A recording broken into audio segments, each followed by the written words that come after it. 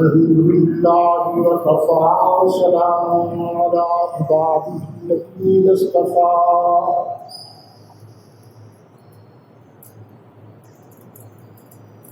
أما بعد فأعوذ بالله من الشيطان الرجيم بسم الله الرحمن الرحيم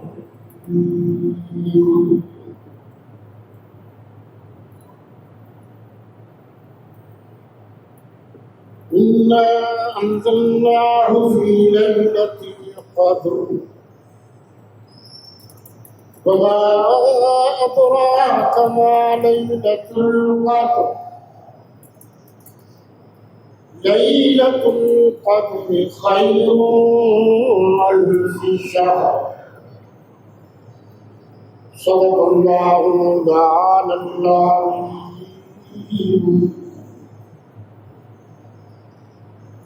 وصدق رسوله النبي الكريم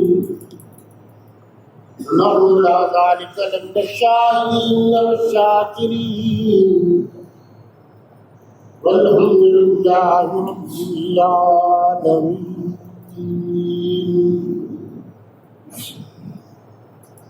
اللهم صل على محمد وعلى آل محمد كما صليت على إبراهيم وعلى آل إبراهيم إنك حميد مجيد. اللهم بارك على محمد وعلى آل محمد كما باركت على إبراهيم وعلى آل إبراهيم إنك حميد مجيد.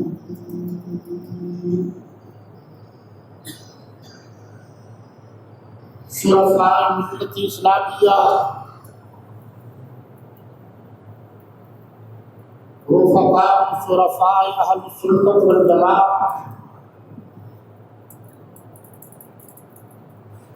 گرامی قدر سامعین و حاضرین و ناظرین، میرے وطن عزیز کے عزیز ترین دوستوں، ساتھیوں اور بھائیوں،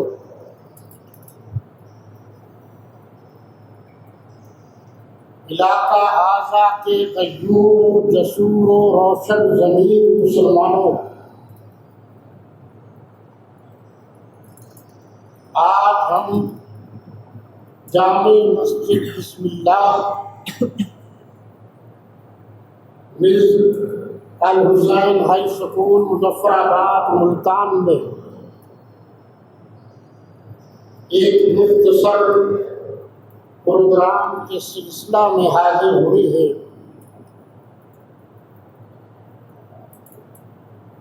محترم المقام و واجب الاحترام حضرت مولانا قاری عتیق الرحمن عزیزی طابت اوقاتکم العالی وزید مجدہ و شرف نے حکم دیا تھا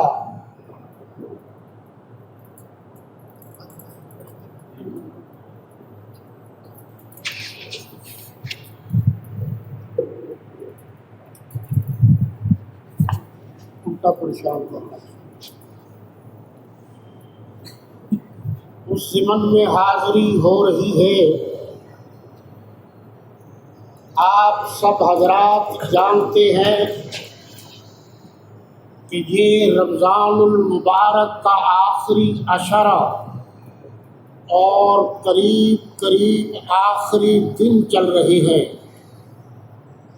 اس میں اللہ تعالیٰ کی رحمت کو لوٹنے کے لیے، اللہ کی رحمت سے اپنی جھولیاں بھرنے کے لیے اعتکاف میں ساتھی بیٹھے ہیں۔ اعتکاف کا معنی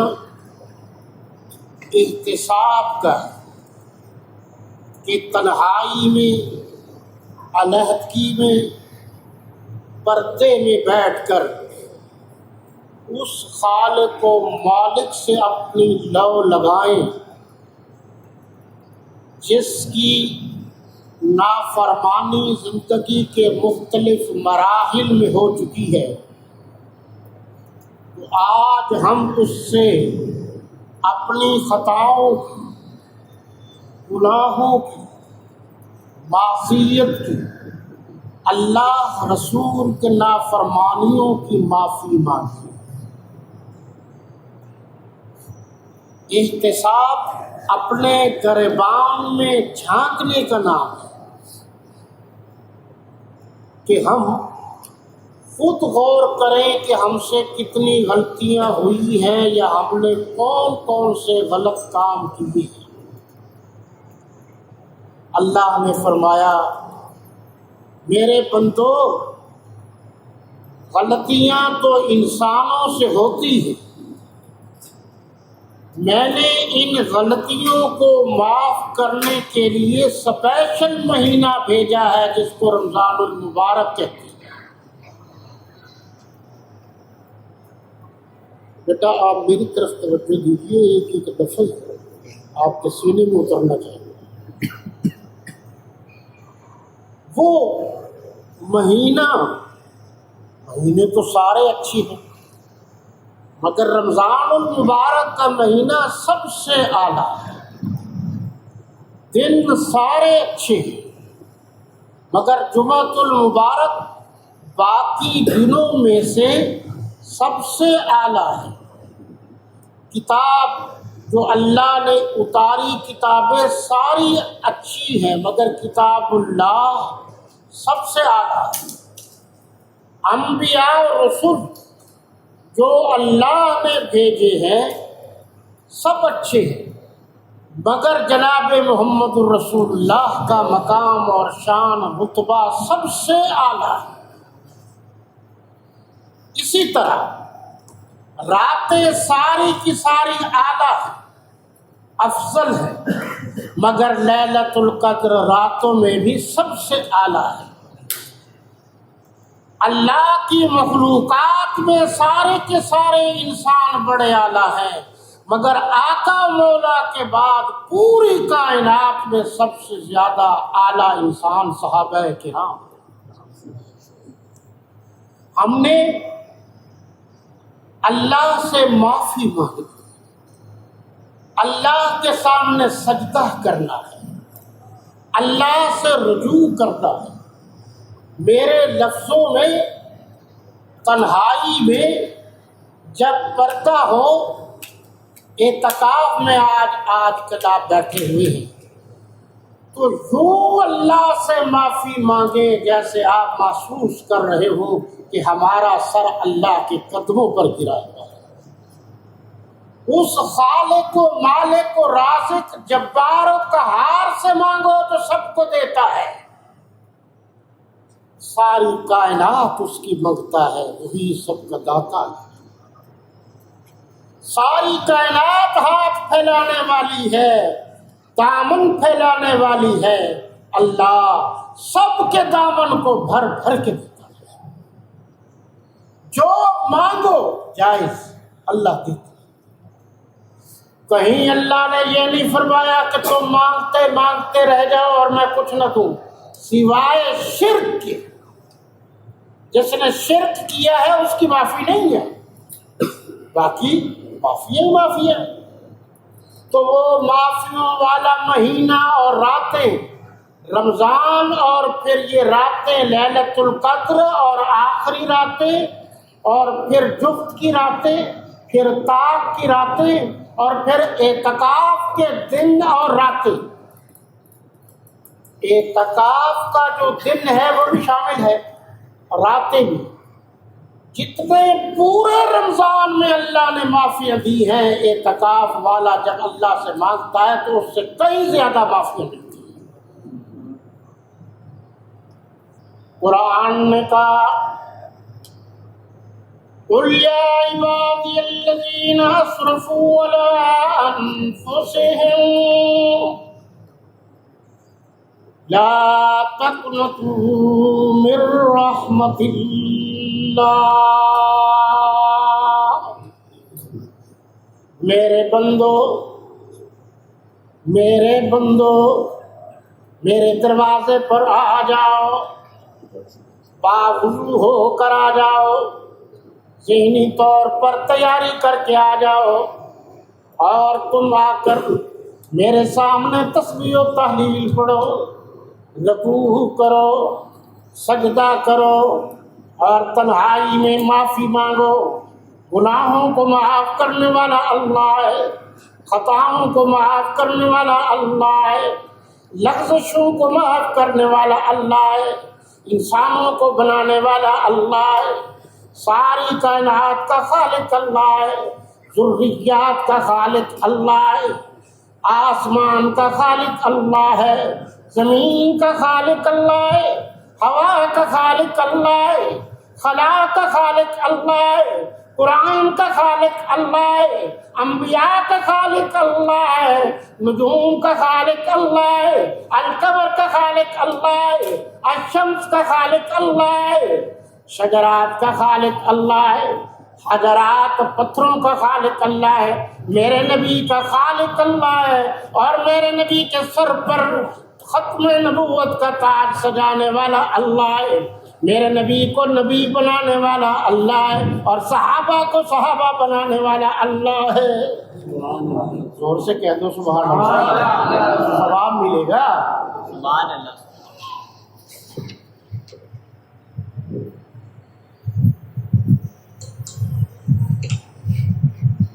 جب انسان اللہ کو ہی نہ مانے، اللہ کو مشکل کشا نہ مانے، حاجت روا نہ مانے، پالن ہار نہ مانے، غوث العالی نہ مانے، غوث اعظم نہ مانے، جب انسان اللہ کو غریب نواز نہ مانے، امیر نواز نہ مانے، رزق دینے والا نہ مانے، نافرمانی تم اور ہم نے کی ہے اللہ کی، اور معافیاں مانگتے ہیں بندوں سے۔ جب حقوق العباد کا معاملہ ہوگا تب تو معافی بندوں سے مانگی جائے، جب اللہ کا معاملہ ہوگا تو پھر کوئی اور معافی نہیں دیتا، اللہ ہی توبہ قبول کرتا ہے۔ فرمایا وَأَرِنَا مَنَاسِكَنَا وَتُبْ عَلَيْنَا إِنَّكَ أَنْتَ التَّوَّابُ الرَّحِيمُ۔ یہاں فرمایا گیا اللہ ہم آپ سے توبہ کرتے ہیں، آپ سے معافیاں مانگتے ہیں، کیوں؟ انکا ترجمہ ہے بے شک، یقیناً کوئی شک و شبہ کی گنجائش نہیں، پتھر پر لکیر ہے، کاف کے معنی ہے آپ، انکا انت یہ ضمیر ہے، اس کا معنی بھی آپ ہے، انکا انت اب ترجمہ ہوگا بے شک تو ہی تو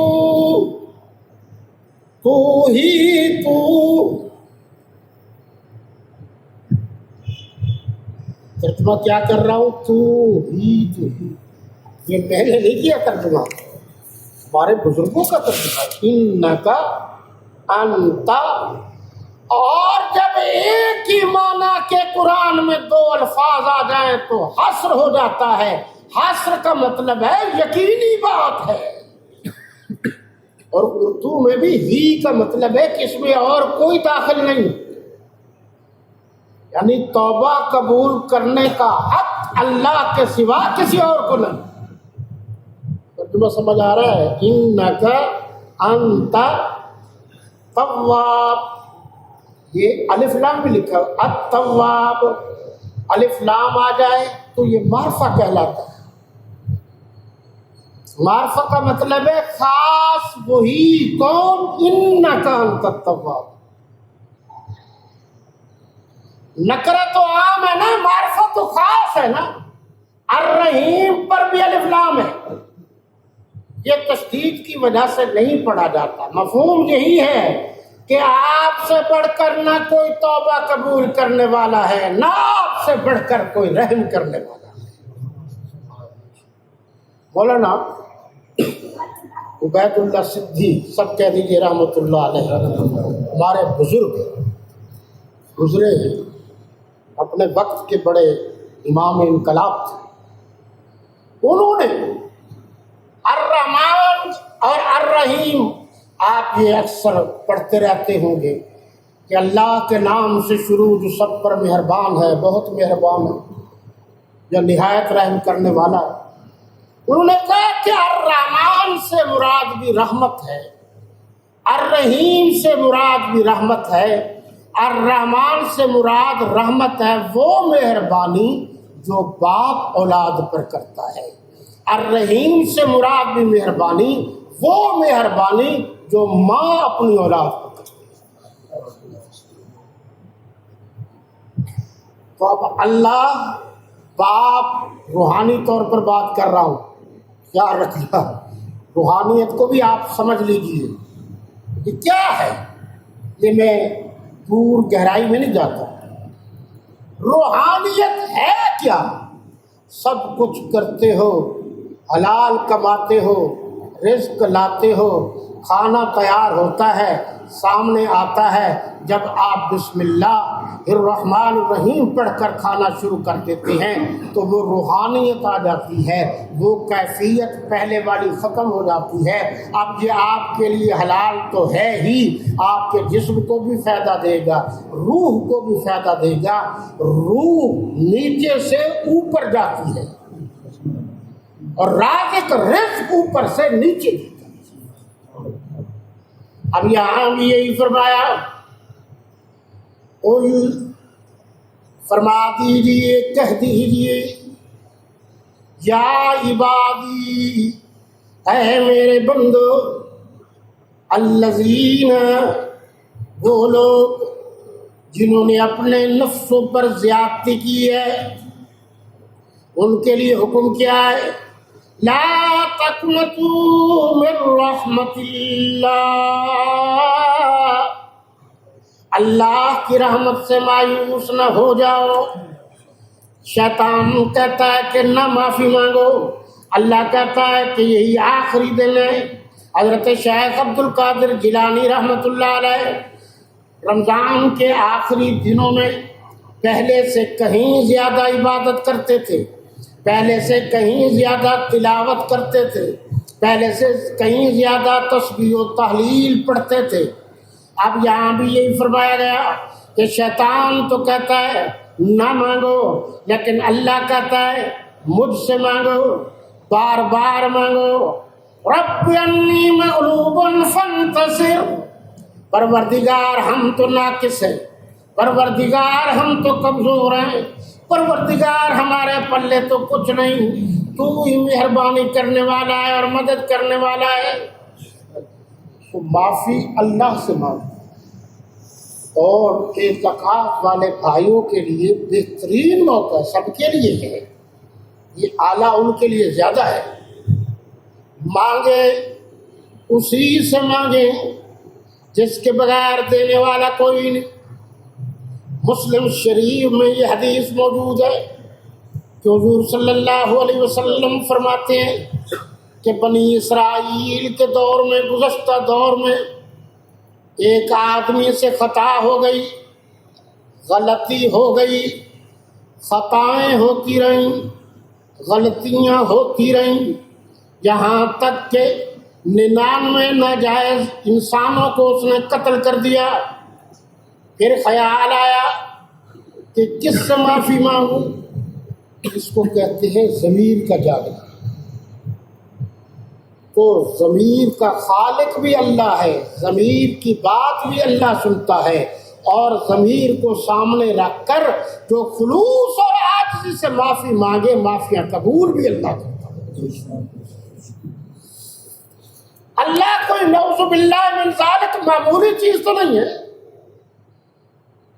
اب وہ گیا کسی اللہ والے کے پاس، اس سے کہا یار مجھ سے غلطی ہو گئی ہے، اب بتاؤ میں اللہ کو کیسے مناؤں، اللہ کو کیسے راضی کروں؟ میں پڑھ رہا تھا رضی اللہ عنہم ورضوا عنہ ذالک لمن خشی ربہ، تو مفسرین نے لکھا ہے رضی اللہ عنہم ورضوا عنہ، یہ تو متفق علیہ حضرات صحابہ کرام کے لیے ہے، لیکن یہاں کہا گیا کہ رضی اللہ عنہم ورضوا وہی ہیں جن کے دل میں اللہ کا ڈر ہے۔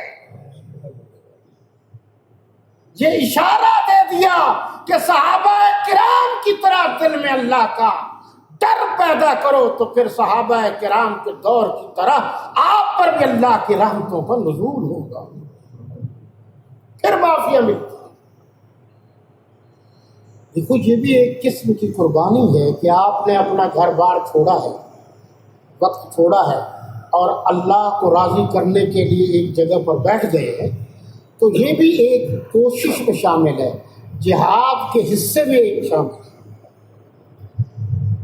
تو اللہ والے نے کہا تیرے سے تو بڑی غلطیاں ہو گئی ہیں، تیری کوئی معافی کا کھاتا ہی نہیں ہے، چل بھاگ جا۔ اس نے کہا اچھا کوئی راستہ نہیں ہے میرے معافی کا؟ اس نے اس کو بھی فارغ کر دیا، 100 ہو گئے پورے۔ پھر خیال آیا کہ بے وقوف انسان تو آیا تھا گزشتہ خطاؤں کی بھی معافیا مانگو، تو نے تو اور کام غلط کر دیا، الٹ کر دیا۔ دل میں خیال آیا، اب رو بھی رہا ہے۔ علماء فرماتے ہیں اور حدیث میں بھی موجود ہے کہ جو آنکھ اللہ کے خوف اور ڈر سے اور اس آنکھ سے آنسو نکلتا ہے، وہ آنسو جہنم کی آگ کو بجھا دیتا ہے۔ اور دوسری روایت میں آج یہ پڑھ رہا تھا، فرمایا جو آنکھ جس سے آنسو نکلتے ہیں، آنسو تو ظاہر سے نکلتے ہیں مگر دل دھل جاتا ہے۔ یہ میں نے پڑھا تھا لکل شیء سکالۃ و سکالۃ القلب ذکر اللہ، کہ ہر چیز کے لیے کوئی نہ کوئی چیز صاف کرنے والی ہوتی ہے، جیسے صابن سے کپڑا صاف ہوتا ہے، اور دل کا صاف کرنے کے لیے اللہ کا ذکر ہے۔ تو تم جو کر رہے ہو یہ اللہ کے ذکر میں شامل ہے، ان دلوں کو اللہ کے ذکر سے منور کیجئے، پھر تم کام دنیا کا بھی کرو گے تو اللہ خوش ہو جائے گا، کیونکہ یہ تربیت ہے نا، ٹریننگ سینٹر ہے نا، کہ سیکھ کے جاؤ۔ اب اس نے کہا یار مارے گئے، اب کیا کریں؟ تو اس نے کہا کام خراب ہے۔ اتنے میں اللہ نے فرمایا جائیے اسرائیل علیہ السلام میرے بندے کے پاس، اور اس بندے کی روح قبض کر لیجیے۔ وہ وقت آ گیا، قرآن نے کیا کہا؟ اِنَّ أَجَلَ اللَّهِ إِذَا جَاءَ لَا يُؤَخَّرُ لَوْ كُنتُمْ تَعْلَمُونَ۔ جب اللہ کا مقرر کردہ وقت آ جاتا ہے تو پھر ذرہ برابر بھی تاخیر نہیں ہوتی، کاش تم جانتے۔ وہ آیا، اس نے اپنا کام کیا، روح نکالی، چلا گئے، کیونکہ فرشتہ جو روح نکالنے والا ہے وہ کسی کو نظر نہیں آتا، نظر آتا تو خاندانی لوگ جن کی اولاد زیادہ ہے وہ کہتے پکڑ لو اس کو، روز روز کام کر رہا ہے۔ اب مجھے یہ بات سمجھ میں نہیں آئی کہ جب کوئی فرشتہ نظر نہیں آتا تو کسی بزرگ کو کیسے نظر آ گیا وہ تھیلا جس میں روح جمع تھے اور اس نے پکڑ کر الٹا کر دیا؟ یہ تو جھوٹ ہے، نظر تو کسی کو نہیں آتی۔ اب اللہ نے فرمایا میرے ملائک جاؤ اور یہ بندہ جو دل میں یہ تڑپ لے کر جا رہا تھا کہ میں اللہ سے معافی مانگوں گا، غلطی ہو گئی، بہت بڑی غلطی ہو گئی، اب یہ فوت ہو گیا ہے، اب اس کی زمین کی پیمائش کرو، جدھر جا رہا تھا ادھر فاصلہ زیادہ ہے یا جدھر سے چلا تھا ادھر کا فاصلہ زیادہ ہے، جدھر فاصلہ کم ہو اسی کھاتے میں ڈال دو۔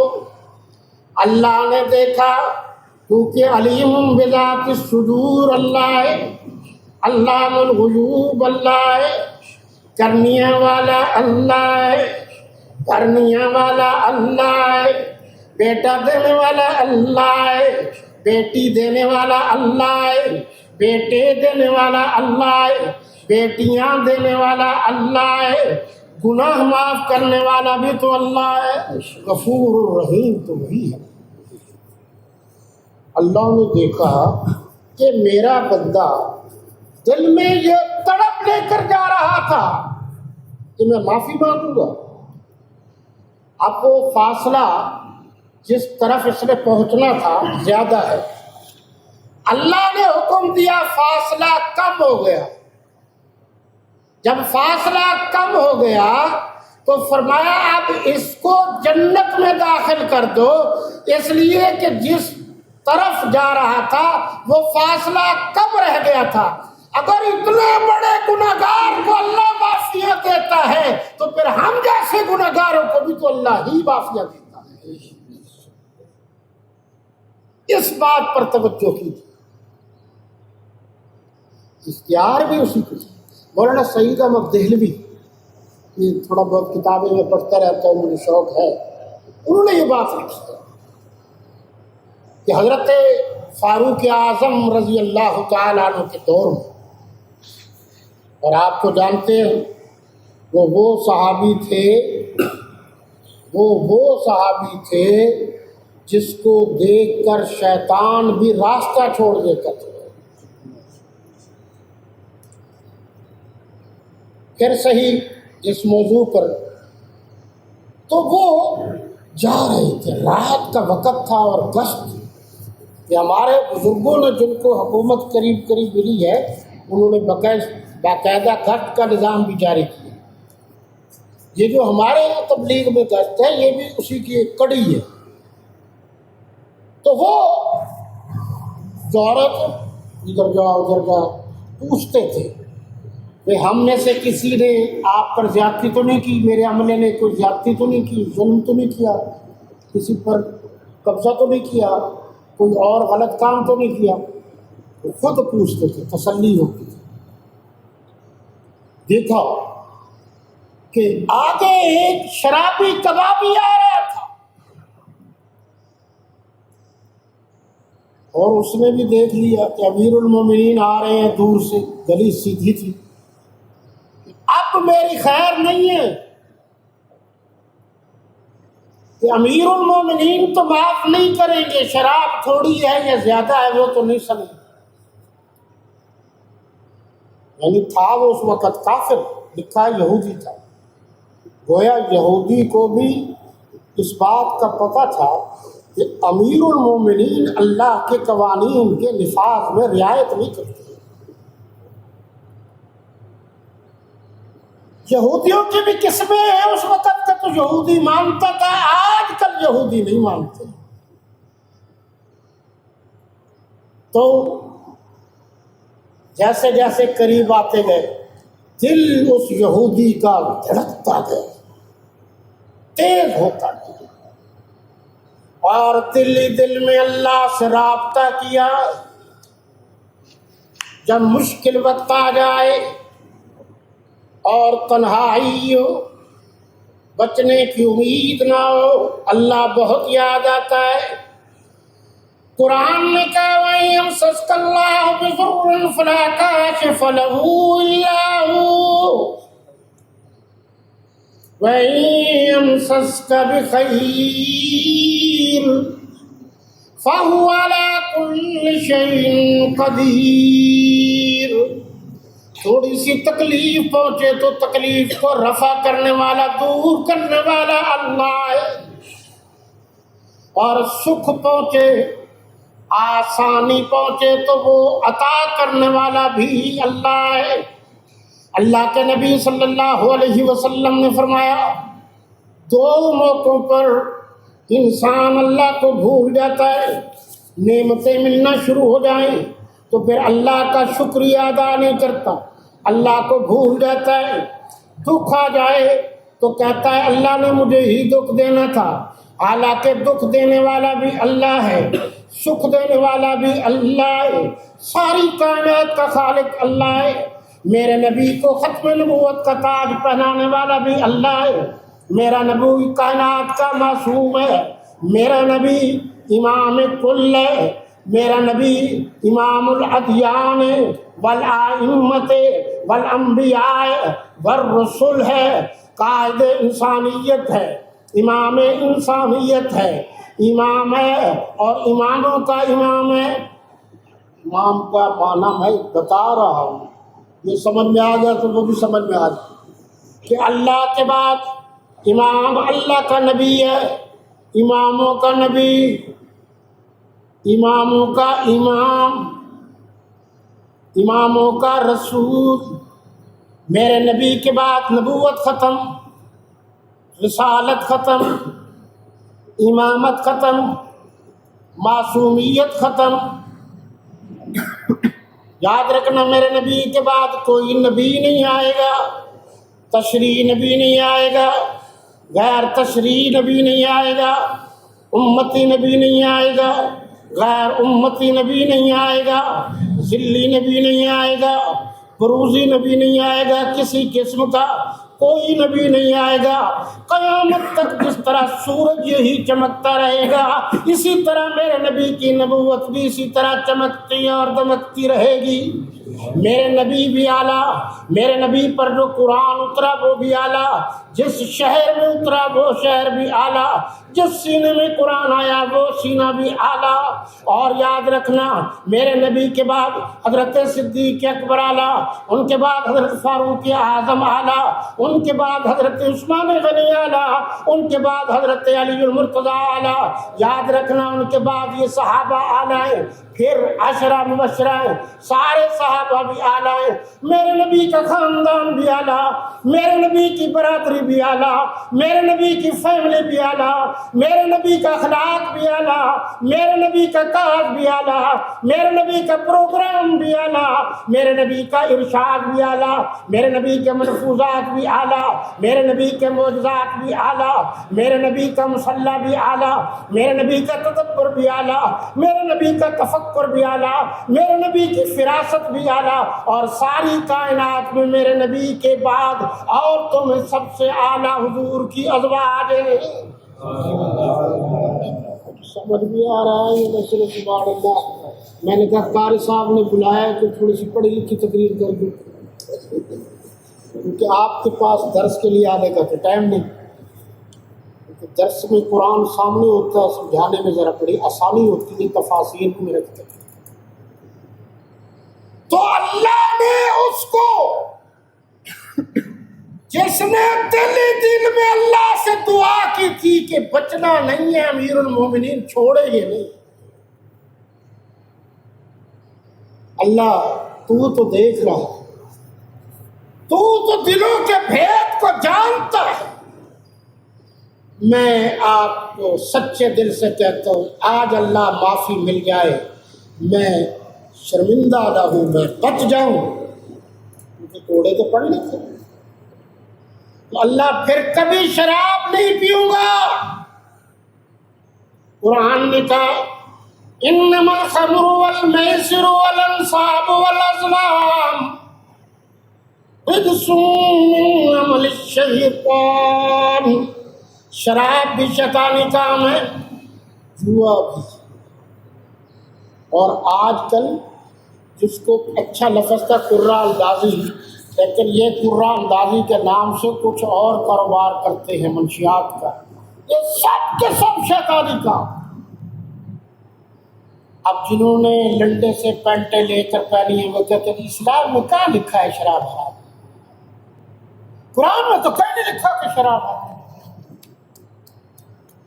اب ایک مرتبہ میں ایسے لوگوں پر پاس آنا جانا میرا رہتا ہے، بڑی بڑی اور بڑے بڑے وہ کیا کہتے ہیں اس کو، کچھ کتے بڑے ہوتے ہیں، کچھ بڑے بڑے کتے ہوتے ہیں، سمجھتے ہیں نا، ادب سے ذوق تو ہے۔ تو میں نے کہا کیا قرآن میں لکھا ہے کہ آپ فلاں گھر میں فلاں باپ کے بیٹے ہوں گے؟ تو یہ تو نہیں لکھا۔ تو پھر میں نے کہا آپ کے پاس کیا ثبوت ہے کہ آپ فلاں کے بیٹے، آپ حلالی؟ وہ قرآن پر شک کرنے والا حلالی نہیں ہوا کرتا، حرامی ہوتا ہے۔ کچھ سمجھو۔ جس طریقے سے میں نے عرض کیا کہ قرآن میرے نبی پر اترا ہے تو میرے نبی نے جب پڑھ کے سنایا ہے سب سے پہلے سننے والے صحابہ ہیں، عمل کرنے والے صحابہ ہیں، قرآن کو لکھنے والے صحابہ ہیں۔ جو صحابہ کو نہیں مانتا وہ قرآن کو نہیں مانتا۔ پوری ایماندار اور دیانتداری سے کہہ رہا ہوں کہ کوئی ایک آیت کوئی مجھے بتائے اور دکھائے کہ یہ آیت صحابہ نے نہیں لکھی، سارے کا سارا قرآن لکھنے والے صحابہ۔ اور یہ مطالعہ کیجیے، صحابہ کا دامن چھوڑو گے تو کیا سمجھ میں آئے گا؟ کچھ بھی سمجھ میں نہیں آتا۔ پورے کا پورا دین گیا، پورا اسلام گیا۔ صحابہ حضور کی جماعت ہے، حضور کے جار ہے، حضور کے حقدار ہے، حضور کی بارات کے باراتی ہے، حضور کے نوکر ہے، حضور کے چاکر ہے، حضور کے سچے عاشق ہے، جنہوں نے تن وار دیا، دھن وار دیا، من وار دیا۔ ادھر میرے نبی نے اشارہ کیا اور انہوں نے اسی وقت فوراً حکم کی تعمیل کر دی۔ یہ بیٹھنا بھی صحابہ کے طریقے میں سے شامل ہے۔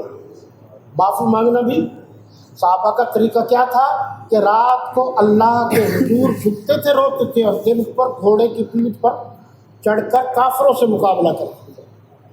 اس لیے قرآن نے بھی کہا والذی ارسل رسولہ بالہدی ودین الحق لیظہرہ علی الدین کلہ وکفی باللہ شہیدا۔ اب اس آیت پر تفسیر کے لیے خاصا وقت ہے۔ سادہ سا اس کا مفہوم یہ ہے، پوری دنیا پر دین غالب آئے گا اور پوری دنیا پر میرے نبی کی نبوت جاری رہے گی۔ محمد رسول اللہ والذین معہ اشداء علی الکفار رحماء بینہم۔ کرو ترجمہ۔ قرآن موجود ہے، اس لیے قرآن کی طرف توجہ کیجیے۔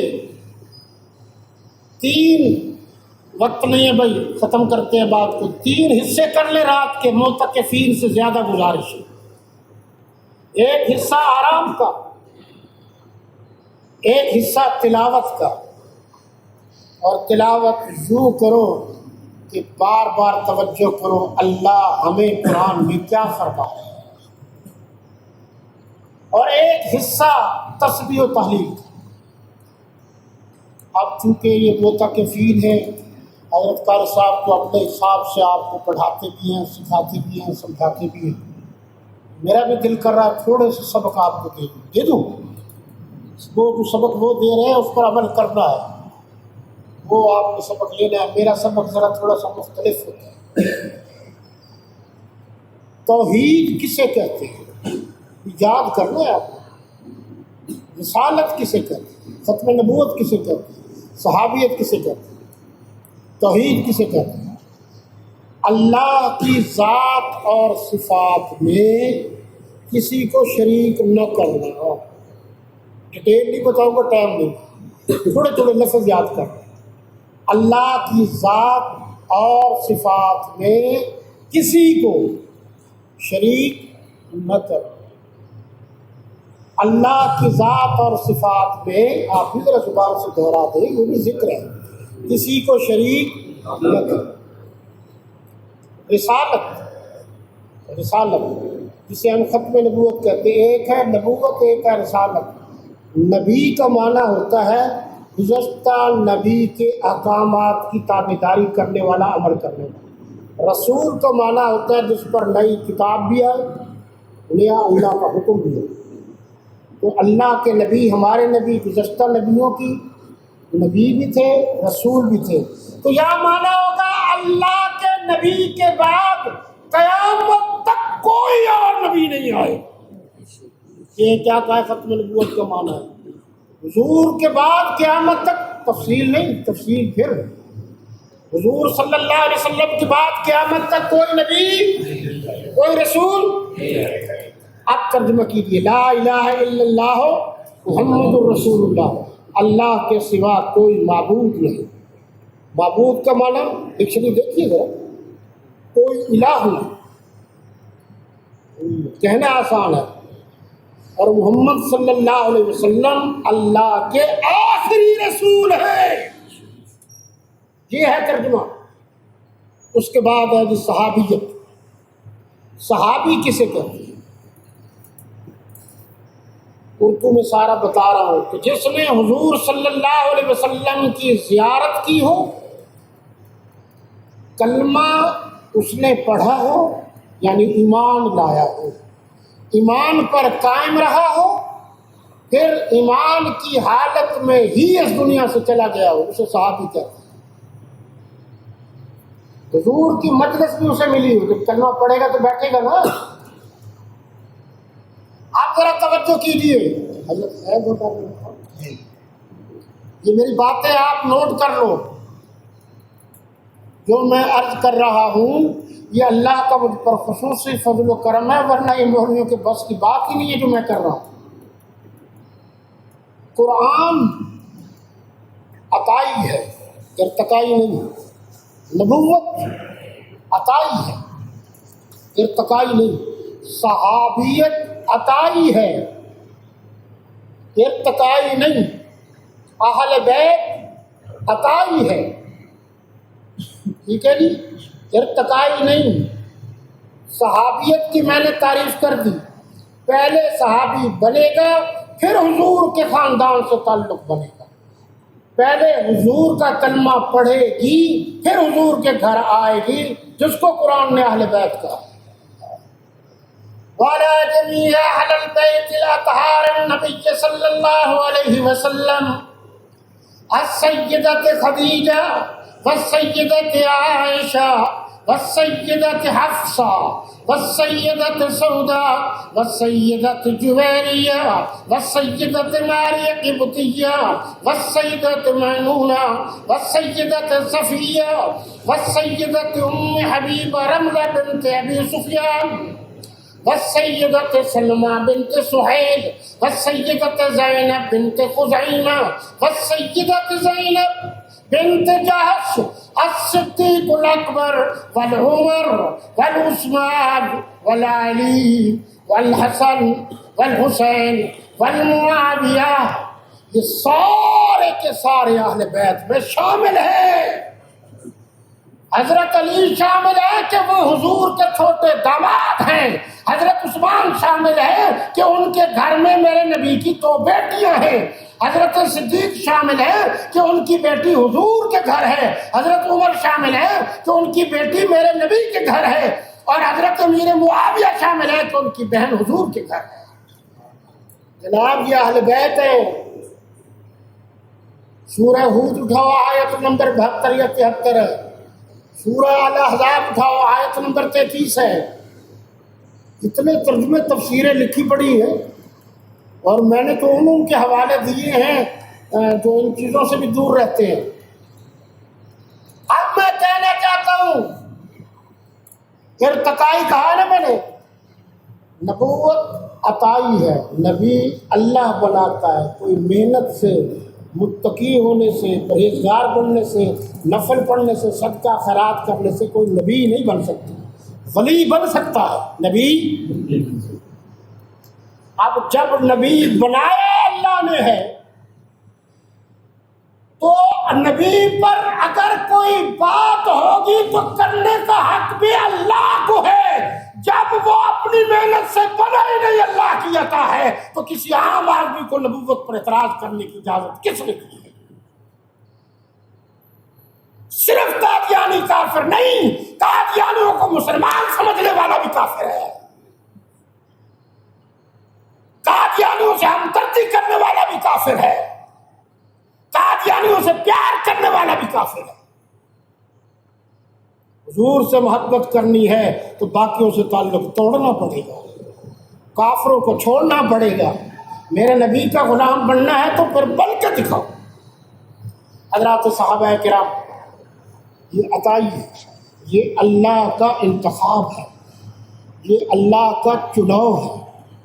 جس طرح اللہ نے نبی بنایا، اسی طرح اللہ نے میرے آخری نبی کے لیے صحابہ کو بنایا اور فرمایا یہ قائد ہیں، لیڈر ہیں، اور یہ پیچھے والے کارکنان ہیں، ان کی تابعداری کرنے والے ہیں. بات پر آپ نے توجہ کی، کوئی صحابی محنت سے صحابی بن سکتا ہے، کوئی غیر صحابی نیکی کرے، پرہیزگاری کرے، اتقاء کرے، سارے اچھے کام کرے، کیا وہ صحابی بن سکتا ہے؟ نہیں بن سکتا. صحابی وہ بنے گا جو میرے نبی کی زیارت کرے گا، کلمہ پڑھے گا، محفل مجلس میں آئے گا، امام کی حالت میں اس دنیا سے جائے گا. تو پھر غور سے سن لیجئے، جب صحابہ کرام کا انتخاب اللہ نے کیا ہے، چناؤ اللہ نے کیا ہے، عطا اللہ نے کی ہے، یہ محنت تمہاری ہے، تمہارے پاس رہے گی. صحابہ وہ ہیں جن سے حساب و کتاب نہیں ہوگا، اس لیے کہ یہ عطائی ہے اور اللہ کے سوا کوئی صحابہ سے پوچھ نہیں سکتا، اس لیے صحابہ پر بحث کرنا حرام ہے. یہ بات سمجھ میں آئی ہے؟ ہم نے یہ کہا تم کون ہوتے ہو؟ حضرت علی پر بحث کرنا حرام ہے. کیا کہا ہے میں نے؟ حضرت علی نے جن کے پیچھے نمازیں پڑھی ہیں، حضرت ابوبکر، حضرت عمر، حضرت عثمان، ان پر بحث کرنا بھی حرام ہے. صحابہ کردار میں بھی اعلیٰ ہے، گفتار میں بھی اعلیٰ ہے. کیسے؟ اور ذرا آخری بات ہے، ذرا غور سے سنو. ایک ترازو ہوتا ہے، آ جائے وہ تو کچھ نہ کچھ تو ہو جائے نا. اگر آپ کے ذہن میں بیٹھ گیا اور آپ اچھے راستے پر چل نکلے تو انشاءاللہ ہماری نیکی ہمارے پاس نہیں. ایک ہے ترازو جلابے والا بڑا، جس پر لکڑی تولی جاتی ہے، کوئلہ تولا جاتا ہے، گردیں بھاری چیزیں تولی جاتی. ایک ترازو ہے چھوٹا، جس پر زعفران تولی ہوئی، کستوری وغیرہ، سونا وغیرہ، یہ ہے تو دونوں ترازو.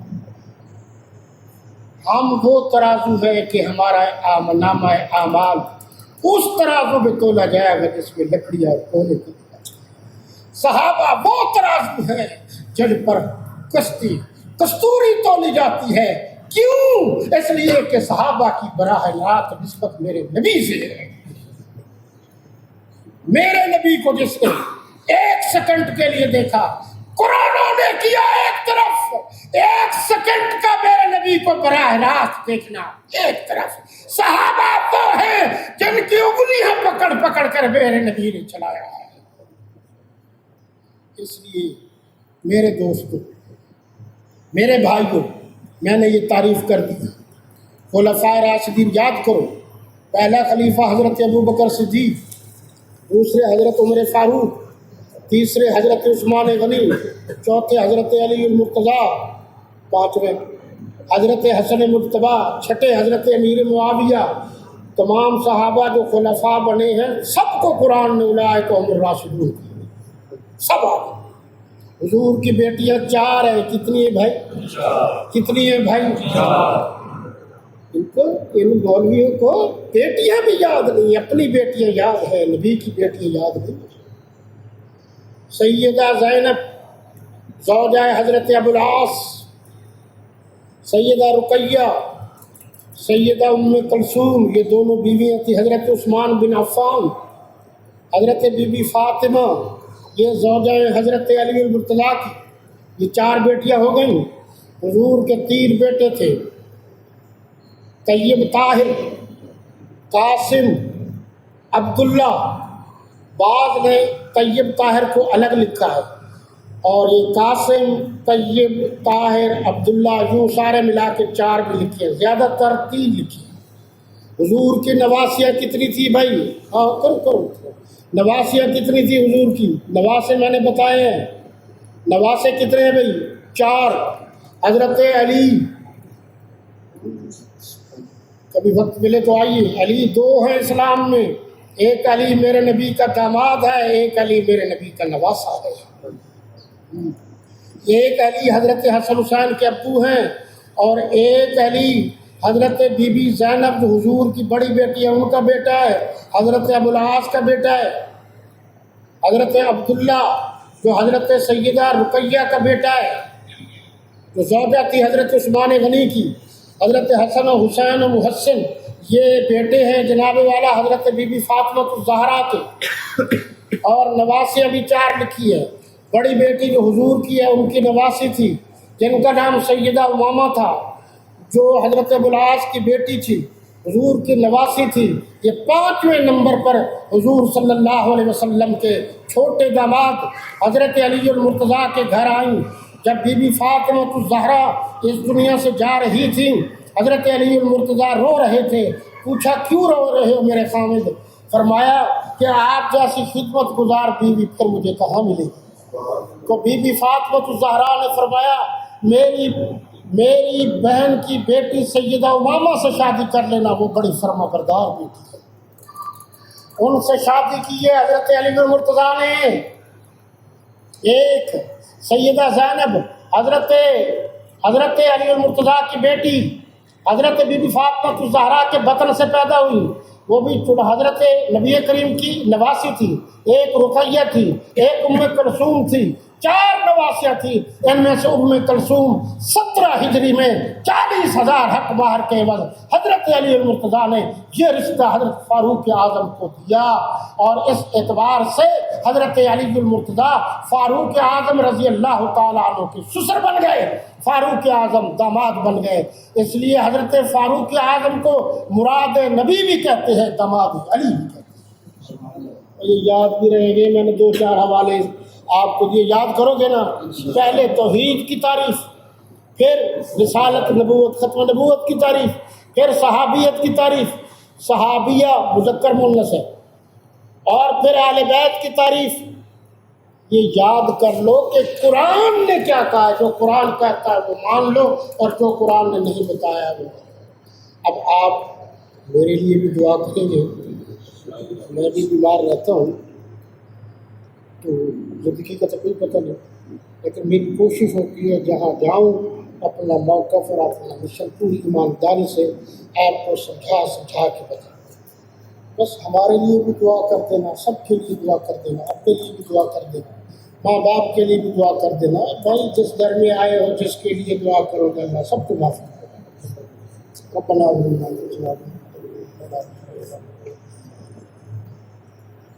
ربنا لا تزغ قلوبنا بعد إذ هديتنا وهب لنا من لدنك رحمة إنك أنت الوهاب ربنا إنك جامع الناس لا ريب فيه إن الله لا يخلف الميعاد۔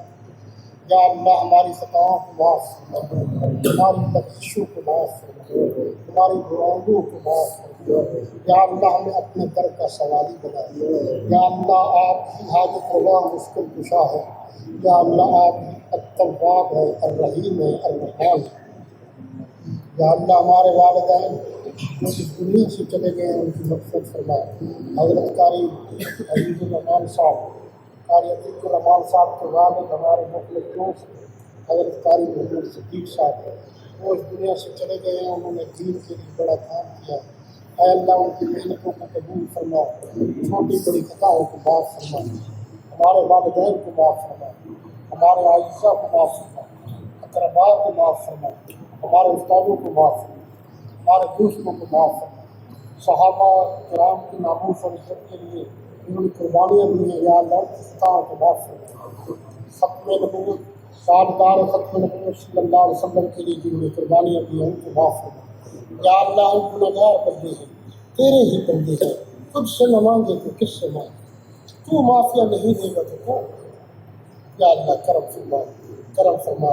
یا اللہ پاکستان کو مضبوط اور مستحکم فرما۔ یا اللہ سچے بزرگان دین کی صحیح بات کو ماننے کی توفیق عطا فرما۔ وصلی اللہ تعالی علی خیر خلق محمد وعلی آلہ وصحبہ وازواجہ وبناتہ اجمعین۔